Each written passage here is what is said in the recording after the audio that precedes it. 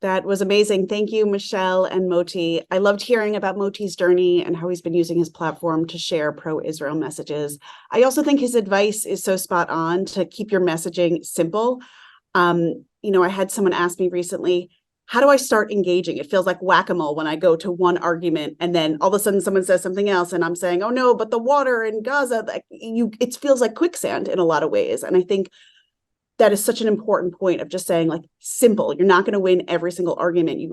And if there are people who just don't believe you, they don't believe you. I also think we've had such a wake-up call in the last 3 weeks, particularly those of us not in Israel, about how much negative sentiment there is out there. And it's quite alarming to see. At the same time, something I've been really moved by is seeing a lot of people I know who may not have thought much about their Jewish identity or thought that it was important to them or something they needed to talk about or focus on.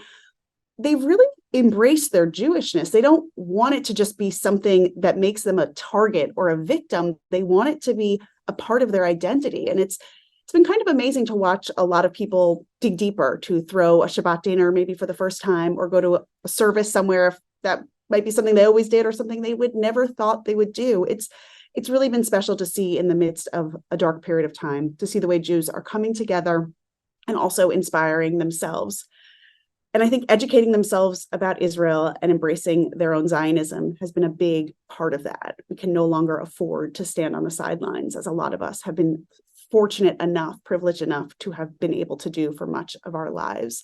And I think we're all realizing that each of us makes choices every single day about the role our Jewish identity and our support for Israel is going to play in our lives.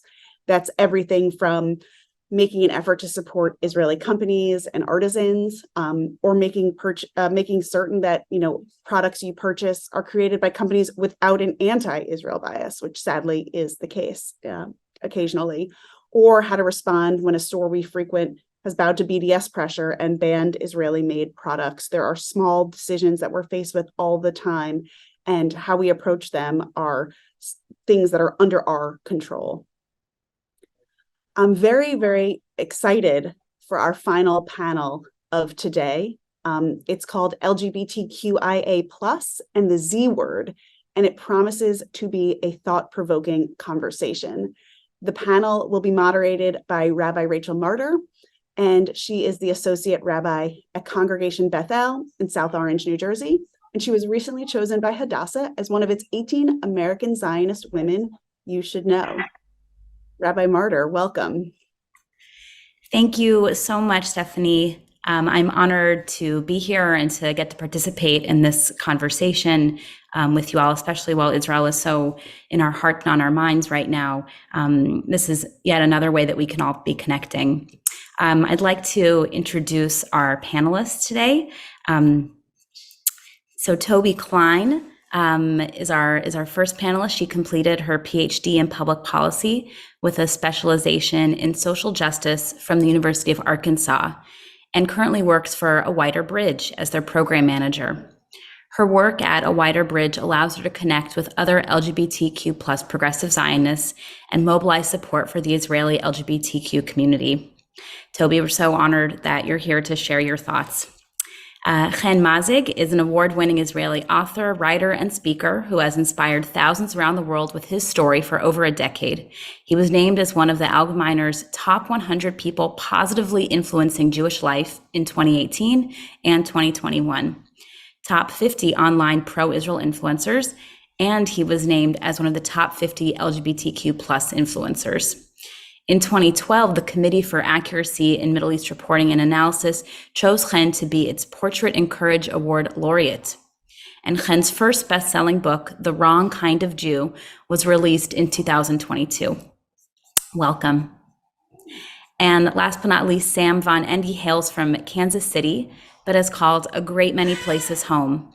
For the past decade, Sam has worked in legal education, international development, constitutional reform, and diplomatic affairs. She consults for multiple organizations shaping policy and advancing inter-community relations, and takes pride in her roles as a steering committee member in the Israel Policy Forum Atid program and her Ostrom Graduate Fellowship. Welcome, Toby, Chen, and Sam.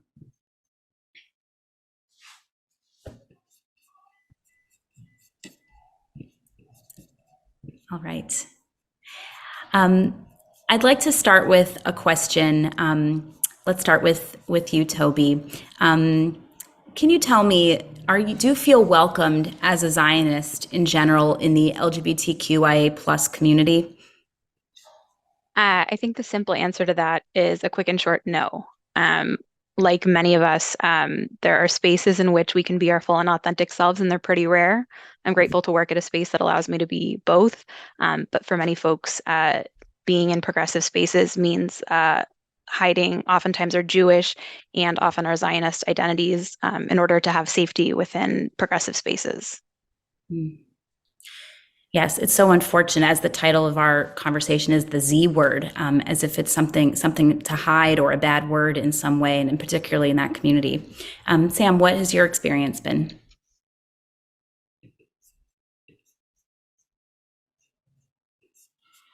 Sorry about that. My experience in progressive dominated spaces probably stopped maybe a couple years ago, not because I'm not engaged as a progressive anymore, just because my work's trended academic or diplomatic. But at the time, I saw the trend worsening, and I would feel like I had to explain myself, or tie the strings together for everybody so that they understood how one thing met with the other. Toby's story matches a lot of those that I hear these days. Right, as if there's something contradictory about those two labels or identities. Yeah. Klein will just be a few minutes late, so when Klein arrives, we'll get to ask them those questions as well. So how do you navigate that? How do you navigate this sort of anti-Zionist feeling that I too experience, as a queer rabbi in this country, a proud Zionist, and you can see my wedding picture behind me with my wife, proud of all of my identities. So how do you both sort of navigate in the American progressive community that anti-Zionism? And I see Chen is here now, so we'll hear from Chen in just a moment. Maybe we'll back up then. Hi, Chen, welcome. Hi, thank you. Sorry, technical problems. It's no problem. Doesn't matter how many times we'll do it, we'll still. Of course. We were just talking about, not feeling sort of welcomed in the LGBTQIA plus community as Zionists, and we were going to then talk about how we navigate that. How do we navigate not feeling so welcomed? So, what has your experience been? Have you felt welcomed with carrying the Zionist label in those circles? I never did, honestly. I heard this, someone told me that once, that I was asking a friend that she's half Native American, half Jewish. And I said, do you feel like you're 50% each of these things? And she said, no, I feel like I'm 100% every part that I am, which was so beautiful. And I started really going through my life this way, because I'm 100% every part of what I am. So I'm 100% Jewish, I'm 100% Israeli, 100% queer, I'm 100% Iraqi and Tunisian and Mizrahi, and there's so many identities that I hold, and we all hold within ourselves, and it's just very difficult sometimes to leave parts of us behind. And I feel like often this is the pound of flesh that we have to give in order to be accepted to many circles. I mean, just the last few weeks, the amount of friends that we've lost, me and my partner, just because of something that happened in Israel. I live in London, but I mean, we've seen horrific things happening in Israel, and I thought that people would be more sympathetic, but we didn't get any amount of sympathy. It didn't matter that my mother and my whole family is hiding in bomb shelter while rockets are launched at them. It doesn't matter that my family is afraid for their lives. Not that there isn't pain on the Palestinian side and suffering that must end, and we all want to see peace, of course.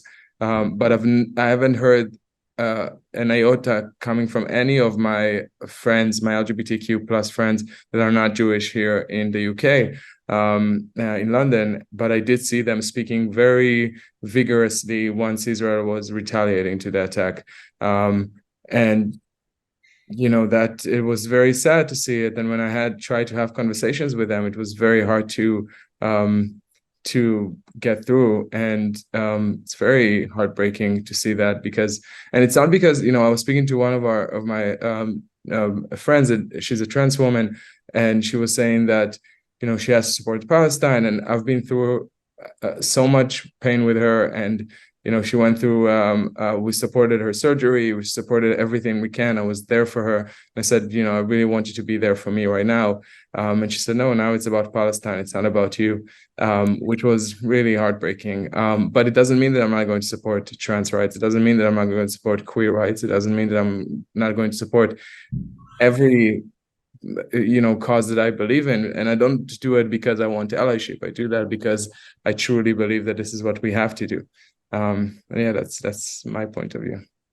So it sounds like the way you navigate it is to show up authentically in all of your identities and not to hide it, and to just keep promoting that, that message that they're not in contradiction, to be a Zionist and to hold all of our complicated identities. And that's the only way to make change, is to really be honest about that and change minds. Sam, how would you say you navigate that feeling of anti-Zionism you encounter? I would probably very Jewishly. I show up in a lot of these conversations in a way that asks more questions up front than with any confrontation of a challenge. I'm not like, you don't understand Zionism because this, and this. Say, just so we have all our terms on the table, what do you understand Zionism to be?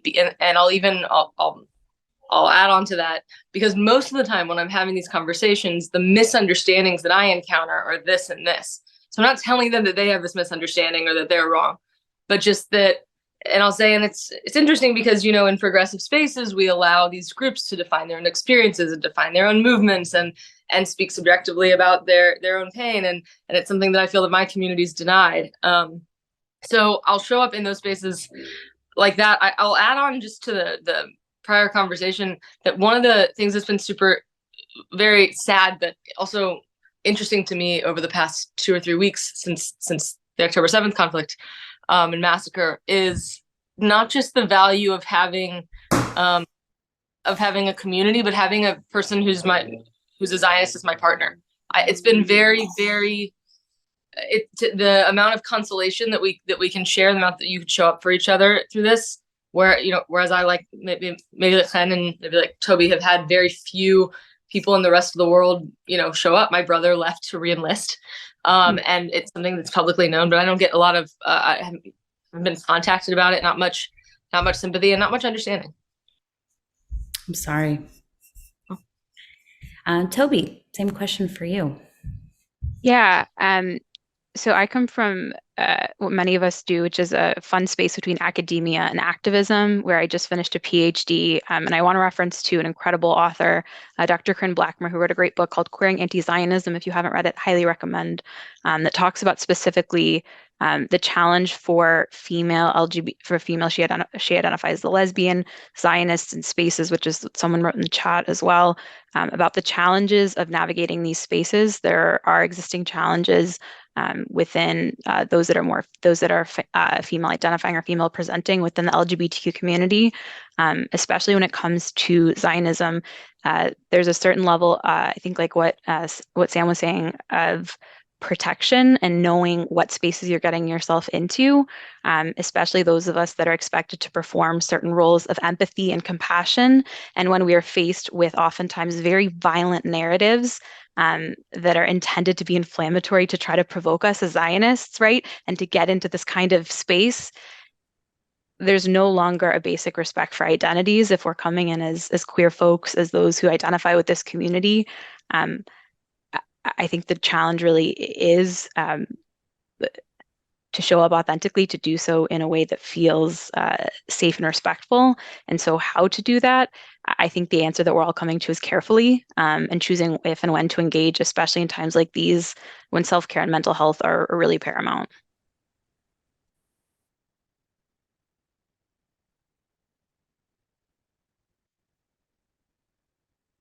Reach.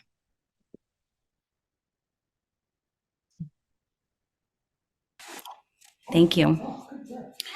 Let's talk about the term pinkwashing for a moment, that I'm sure comes up in the spaces in which we find ourselves, very progressive spaces. How do you understand it, and how do we sort of combat that narrative? Klein, let's start with you.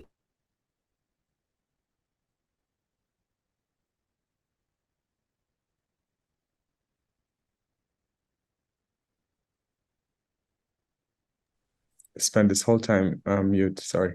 I've definitely heard this term being used about my work as a queer Israeli. It's the idea is that anything that Israel does that is relating to LGBTQ rights, LGBTQ plus rights, it has to be sinister. It has to be in a way to cover up for something. And the truth is that most of the LGBTQ plus people I know in Israel, this community are all pro-peace. They are probably the most critical voices against the government. The government did not give us LGBTQ plus rights. We had to fight for them. Giants that came before me has fought for them. But still, it's reduced to something that the Israeli government is using to cover up for alleged crimes. And it's just it's more than, it's not just bizarre, it's so hurtful because you're preying on the most vulnerable parts of society. And it's people that should have international support. It's people that should be seen. And we know what it means to be canceled. We know what it means to be invisible in our communities, in our homes where we come from, and we fought to change that. And instead of being embraced by the world, we are being shunned and attacked, and our identity is the problem. And I really think that when people speak about pinkwashing, it's, in my eyes, I'm not even speaking about the anti-Zionist and anti-Semitic elements within it, but it's just homophobic, because my straight colleagues are not hearing that. They would never get attacked this way, but I'm being attacked. I mean, I'm always saying, like, would you say that to a straight person speaking to you, or is it only because I'm queer? And if it is because I'm queer, then it's homophobic. Right. That's really important to note. And as you said, just to amplify that message, that a community that around the world is persecuted, to sort of further isolate, and to say we won't engage, in conversation with you unless it's on our terms, is just further isolating. It's a really important point. Toby, what do you make of the pinkwashing conversation? How do you navigate it? Yeah, so I think at A Wider Bridge, we're in a unique position where we get to take folks to Israel and Palestine, and we get to actively combat these narratives that have been forecasted all across media. And I think one of the important aspects of this narrative of pinkwashing is that it's oftentimes so distorted from the truth. And so reminding folks of lived experiences and validating lived experiences is really incredibly important to us. Again, referencing things like Queering Anti-Zionism by Dr. Corinne Blackmer talks about how academia and this term pinkwashing has been interwoven into academia circles, into oftentimes social science spaces where it's adopted as a platform. And so Zionism is considered contrary to this, and pinkwashing is embedded. And it's really the book does a much better job of explaining it. But I think, again, lived experiences are just one of our best approach to combating this idea and this narrative of pinkwashing. Beautiful. Yeah, I would agree. And I have found in sort of my work that, and as a rabbi, in giving sermons and in meeting interfaith, leaders who have other, notions of Zionism than I do, sharing my own lived experience of what it was like to live in Israel. What is it like to walk the street? It's not perfect. There's plenty that we could point to in Israel that is deeply problematic as a queer person. So when we can have those conversations, but to be able to share your own lived experience, it can be very powerful. Sam, how about for you, and especially in the sort of more political and academic sphere that you find yourself in? So I'll find myself having these conversations with two different groups of people typically. Either young American Jews who might be taking on like a Pride birthright trip, and then they're preparing to return in June to the US, and what they'll encounter in their communities when they explain their trip. And then also to progressives. And I really understand pinkwashing to be anti-Semitic, like on possibly three levels. At first you're saying, we adopt and embrace the principle of intersectionality for everyone except you. You cannot be these two identities. You cannot hold these two identities. Everyone else can hold whatever identities they want. On the second level, this notion that Chen was mentioning, that any progress that has been made in Israel on LGBT rights is something sinister. this is the sneaky Jew trope. This is you were trying to pull the mask over my eyes because what you really are is an oppressor of Palestinians, and you're promoting yourself as this. And the third type is the third level of anti-Semitism. Really, it has to do with that second one, which is, in so many spaces on the left, you won't hear about. It would be wrong to talk about, say, a least developed country, Sudan, Laos, as one thing, one-dimensionally, as a politically struggling, as a conflict-ridden space. But we have to understand that Israel is only an oppressor of Palestinians. It's not also perhaps this and these other things.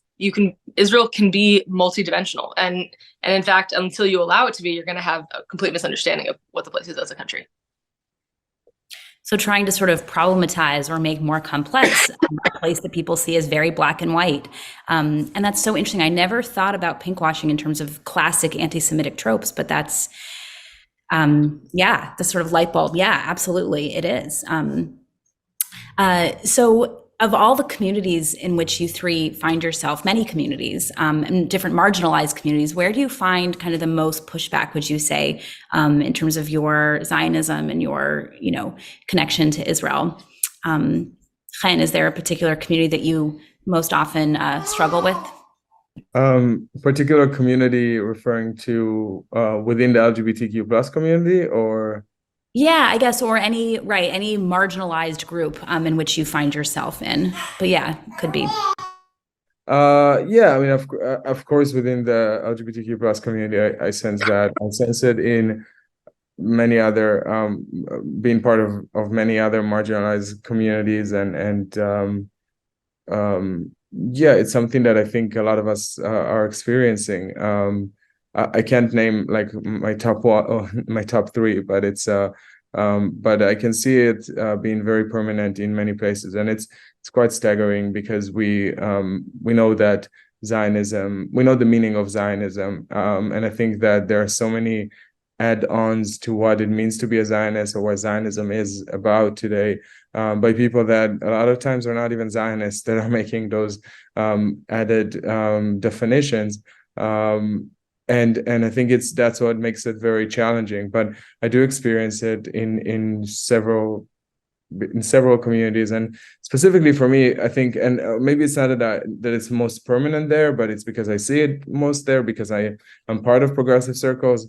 I had a conversation with a friend the other day that told me, another queer friend that is also Jewish and also progressive like me, and he said, all my life I was trying to be outside of the Jewish community and interact with non-Jews as much as possible. So because I felt like it was so insular, but the last week or so, it's been really a slap in my face because I feel so alone. Like I lost so many friends. I have no one to speak to, and we just have each other. But he said like, we have to stick together because I really have no one that would hear me or would even care about me and my family. I'm so sorry that it's been so isolating. I hope gatherings like this, make you feel less alone. It sounds like you are finding that support as well. But I'm just sorry that that's your experience. Toby, how about you? Is there a particular group or community you've encountered that has been most challenging? Yeah, and this comes with some great pause for me, but for those that are allies of the LGBTQ community, I want to remind you that the queer community is small. So I just finished my PhD in Arkansas, and people asked, "Oh, why'd you leave?" And I said, my tongue-in-cheek response was not because I finished my PhD, but because I dated the one Jewish lesbian, and when that ran its course, it was time to move. And I see some laughter amongst folks here because there is an understanding of just how small the community is. And the most pushback I actually received was when I brought my non-Jewish girlfriend to a Jewish event at the time, and that was really challenging.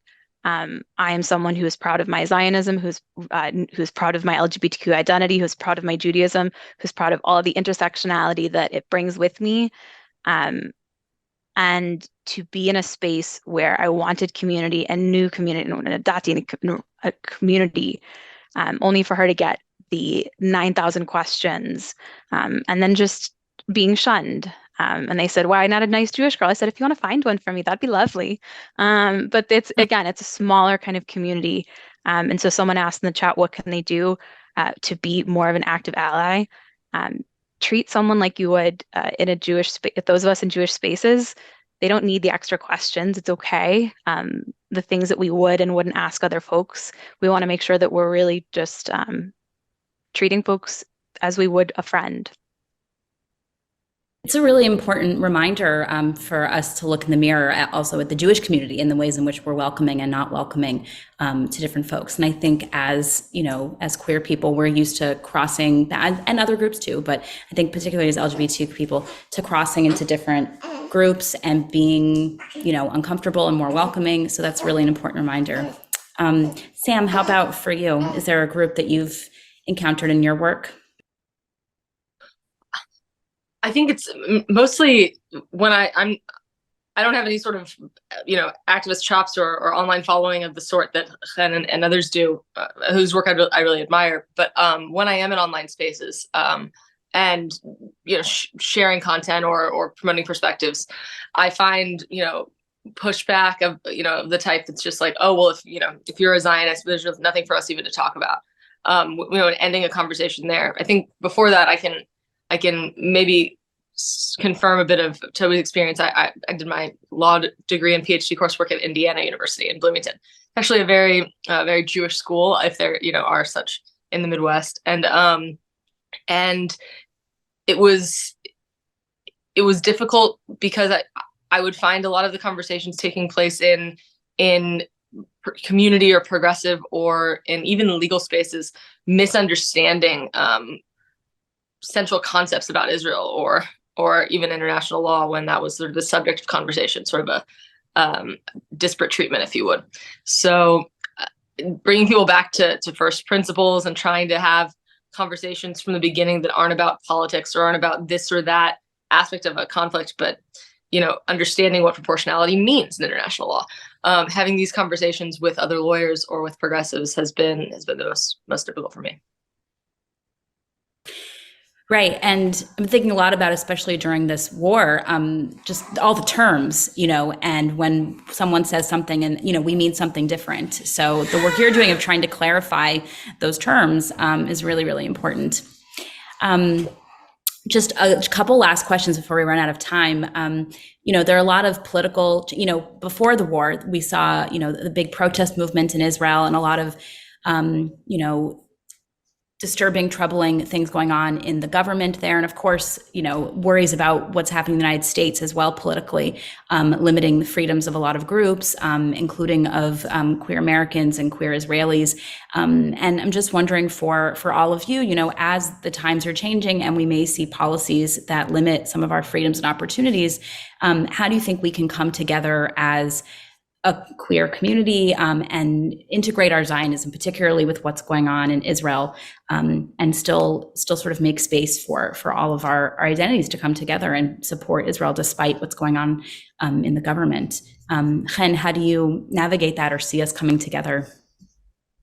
Well, I mean, I'll go back to the point that I made earlier, because I've heard some Jewish voices, even Jewish leaders of organizations, making statements about how, we supported BLM, we supported LGBTQ plus movement, and now they're not supporting us, we won't support them again, which is just ridiculous and such a, not only ridiculous, it's so harmful, not only for Jews, it's harmful as a whole to make those statements. We keep saying that Jews are not a monolith. We keep saying that, some politicians in Israel don't represent all Jews around the world. They don't even represent most Israelis, as we saw when myself and millions of others came out to the streets of Israel and around the world to protest the government. But yet it seems like for some people, their allyship to other groups was conditioned on getting their support back, and I think that's very dangerous path to go through. So I would encourage our all of the people that are listening and Jews around the world to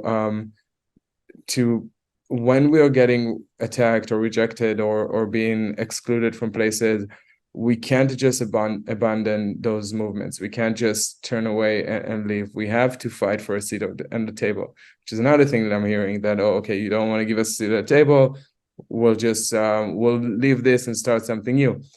Okay, you can do that, or you can fight like other marginalized communities have fought to get a seat at the table. The trans community did not get a seat at the table. They still don't have a seat at the table, and they're still fighting for it.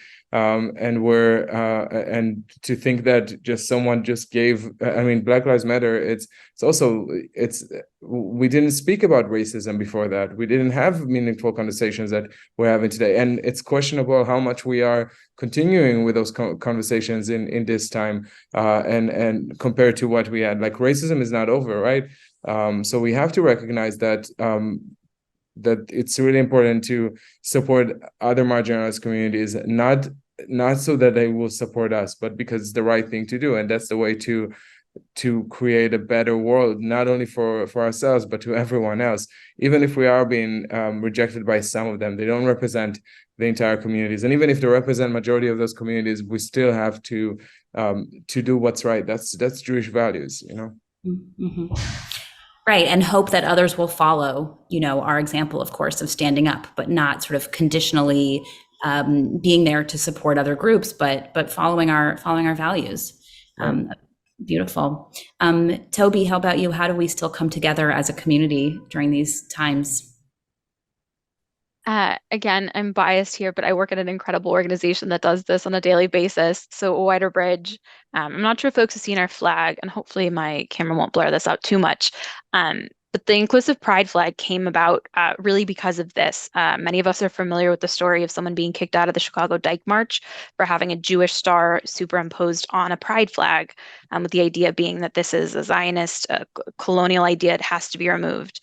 And I think this flag is a reminder of how we come together, right? We come together in the ways that everyone here has been talking about, which is embracing our identities, and understanding that these parts of ourselves are inextricable. Those that are allies can continue to help us as a community by coming to events, learning about the LGBTQ community. For example, at a Wider Bridge, we do a number of virtual programmings to elevate the LGBTQ community in Israel that is doing the work right now, that are on the ground facing a number of issues that are beyond that have been existing pre-war. And the last thing I'll say, especially in the question about the protest movement, I think we know there's a way to amplify the voices and to honor the voices that are speaking to us from Israel, even if we don't always agree with them, and to recognize they're still a part of our incredible community. Folks who were in the streets just a few weeks ago are now in the reserves. The sense of community has and will always be there. And I know I said last thing, but one last thing. We'll oftentimes get folks who are well-intentioned reaching out and asking, what about the LGBTQ folks who are potentially captured or held hostage, and reminding folks of some privilege that can come in being publicly associated with our sexuality, and the danger and the risk that can also come associated with that. So how do we come together? We come together by respecting identities, by understanding these identities are inextricable, and even if we don't understand them, we can still respect them, and we can still show up for each other in the ways that Klein was speaking about. Right. From a place of kavod, coming from that place of respect for all of us. Sam, how about you? How do we find community as Zionists in this time? I think I'm going to build off of those things. I mean, for me, a lot of it comes from getting together with folks in my community for Shabbos, lighting candles, or we've been doing a lot of work in the Midwest on passing IRA at the municipal levels, the International Holocaust Remembrance Alliance's definition of antisemitism. And I think a lot of times it's interesting because I was following the news very closely. I was in my PhD program, which was about law and democracy, studying these reform movements during the time when Hungary and Poland started really changing course. And the way it was covered in the media here was somewhat different than what's being covered when it comes to Israel. Israel democracy is at risk. Whereas for me, when I see tens of thousands of people going into the street together, that's a resilient democracy. I don't mean I want the same thing the protesters do, but for a country that doesn't have the judiciary set out in its constitution in a particular way, this is something that is going to play out in the political process. So pointing that out to folks, saying that if I'm in a march in Florida against, the Don't Say Gay, the anti-trans laws, then what I'm going to say to people there is, man, wouldn't it be awful if everywhere we went, I'm not a Floridian, but as a Floridian, somebody associated me with the government. We don't do that in other countries and other places. It's done almost exclusively with regard to Israel. If you look at the Democratic Socialists of America, their platform, they say they don't support sanctions or boycotts against Cuba, against Venezuela, against Russia, against Iran, because, it harms civilians. But then we support the BDS movement. And so I think pointing out these exceptions and the way that using these as teaching moments when I'm not with Zionist crowds, but then gathering with Zionist crowds to sort of still show up and support the issues we believe in, like Klein said, I think that for me is the most effective way to stay true to all my identities. Mm-hmm. Yeah, and to point out that major inconsistency, really the hypocrisy that goes on. Sorry, if I don't mind me adding, the other key point I've seen myself making more and more in the last few weeks is when people are uplifting JVP or other sorts of voices. I'll make a comparison. Like, how would you feel if Omarosa or Clarence Thomas was being presented as the person presenting the legitimate perspective for your entire community? And I think that it's just important to draw these comparisons so that people can decide for themselves. Sorry. No, very, very important. And to, no one person, no government speaks for an entire population. And what a resilient democracy we've witnessed in Israel. So inspiring for all of us.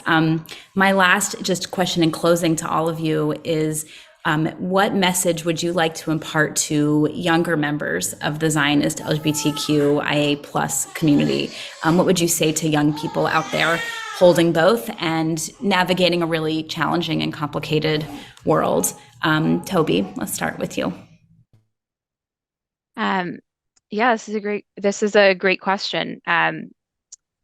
I think finding community and being comfortable with finding multiple communities. I think something that was challenging for me when I was coming through was thinking that I could find one space that had it all. And I still have that dream. And there are a few spaces where I do really feel like I can be my full and authentic self. And to folks that are in spaces right now, understanding their Zionism and their LGBTQ identity, find people who support you, who love you unconditionally. They exist. They always exist. They will always exist. And be comfortable seeking out different kinds of community and knowing that people will love and support you. There is no finite amount of love in this world. And that's something that I stand behind. Amen. Chen, how about you? What message do you have to younger people in this conversation? That it's hard and it's challenging to be who you are, but I'm thinking coming out of the closet as a queer person was the best thing I've done in my life. It was made my life so much easier. It was the hardest thing to do, but I could not, I would never regret it. Every day it got better, and it really, like, looking back now, I can't imagine my life without coming out of the closet as a queer person. I also can't imagine my life hiding my Israeli identity. I can't imagine my life hiding my Jewish identity. I can't imagine my life hiding any part of who I am. And while it's the hardest thing to do, I have a quick story. I promise it will be quick, but I just learned how to swim first time last year. I've really started training, and I had a trainer that he kept telling me, every time I swim, I instead of opening my chest, I fold myself in, and he's like, that's exactly the opposite of what you need to do, because when you swim with your chest closed, you're sinking in. And he said it's really it's counterintuitive to open your chest and be proud in the water because you feel like everything is closing down on you. But the more you swim with hiding yourself in, you would sink. And I thought that this is very, it's really very true for so many other places in my life, especially being Jewish today, that we feel like if we won't be proud of who we are, we will sink. And it's really the opposite. The more proud we are, the more we embrace who we are, and the more we show the world who we are, the easier it will get. Beautiful. Sam, what message do you have for younger people? Probably just last 2 points. The first is that, your life, you're not going to ever figure it all out. you're always going to be in this process of becoming and coming into different identities, whether it's motherhood or, you know, a new position or whatever it is that becomes new in your life. This is constantly going to happen. So, you know, look to those around you for the examples of who's doing it well. Know that, I mean, I remember before the influencer space took off for Zionism, I didn't know that would be a tremendous resource for me. At least folks who are putting great content out there. And I would use that as an example of there's room for you in this movement, you know, to help define it, to help, you know, be a loud voice in it. And also that not everything you hear online, not the loudest voices aren't always the most accurate reflections of where society is. You know, when you have a bad meal at a restaurant, you're 10 times more likely to go post your negative review than somebody who had a pretty decent meal. So, you know, I think to understand that the voices that you're hearing online do not reflect the majority. A lot of folks in the world are supportive of the Jews they know, and a lot of folks haven't met any. And I think it can be a really hard thing to walk through the world feeling like you have to be the example of what Jews are like in every context. But I think that if you do walk through the world in that way, largely happy with yourself. Thank you all so much. If I were to add anything to that question, I would say that it's what I say to Jews who are LGBTQ and wanting to see, is there a place for me as a Jew in the conservative movement where I find myself in this religion, or and as a queer person? And I would say yes, there's room for all of us. We were all at Sinai, and there's room in this robust democracy of Israel for all of us as well. And you need no look further than just visiting and seeing and experiencing and walking the streets, and on the incredible work that you're doing, and of so many activists in Israel as well, combating forces that we have to combat in this country as well, in the United States, to make that space and to fight for human rights. So thank you all so much for your thoughtful answers and for participating in this discussion. Thank you so much.